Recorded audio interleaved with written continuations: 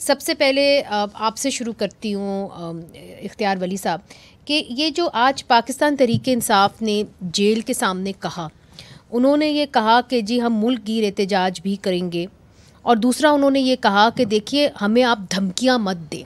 علیمہ خان صاحبہ نے کہا آپ اوپنلی آ کے ہمارے سے بات کریں، آپ ججز کو دھمکی دے رہے ہیں، آپ مجھے دھمکی دے رہے ہیں کہ میری گاڑی جو ہے وہ الٹا دی جائے گی. تو یہ اس قسم کے پس پردہ دھمکیاں اگر ان کو مل رہی ہیں تو انگلیاں تو آپ پہ اٹھیں گی. بسم اللہ الرحمن الرحیم. بہت شکریہ منیزہ. دیکھیے میرے خیال میں زیادہ بہتر ہے کہ اگر یہ ادھر ادھر کی بات نہ کرے تو بہتر ہے. یہ تحریک چلائیں گے تو چلائیں، تحریکیں تو انہوں نے پہلے بھی چلائی ہیں.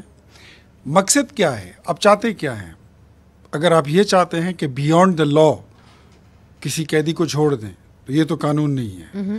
آپ نے تو دوسروں کو یہ سبق دیا تھا، یہ درس دیا کرتے تھے کہ رسیداں کٹو، عدالتیں ہیں، جاؤ وہاں سے ضمانت لو، اپنے آپ کو کلیئر کرو، ہماری طرف سے کوئی اعتراض نہیں ہے. تو آپ کس کو دھونس کے ذریعے آپ دبانا چاہتے ہیں؟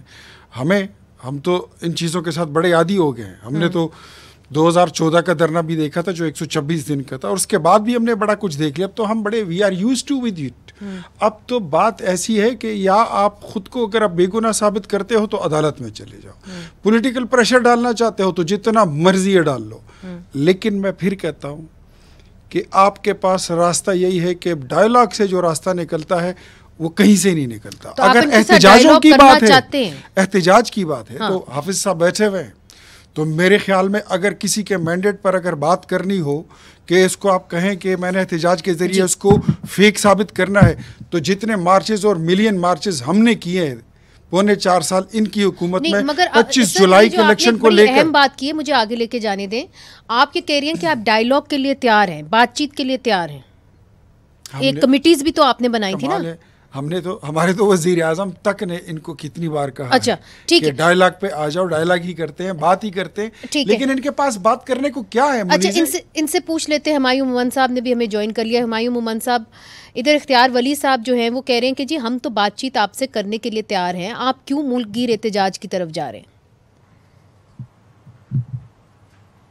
بسم اللہ الرحمن الرحیم. ایاک نعبد و ایاک نستعین. سب سے پہلے ایک سوال اٹھتا ہے کہ کوئی بھی شخص احتجاج کب کرتا ہے.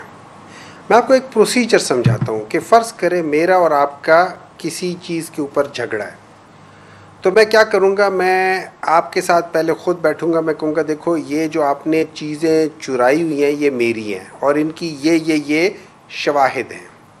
آپ مجھے کہیں گے نہیں یہ میرے ہیں، تو جب ہمارے آپس کے ڈسپیوٹ ہوگا تو ہم تھرڈ پارٹی کے پاس جائیں گے جس کو ہم دوسرے لفظوں میں الیکشن کمیشن کہتے ہیں.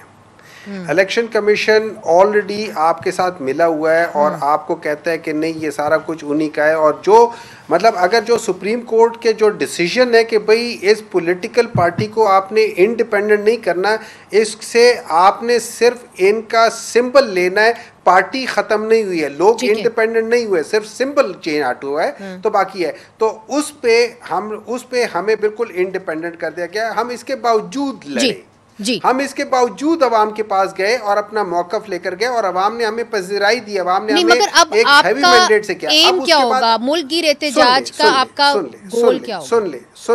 سن لے میں الاؤ می پلیز.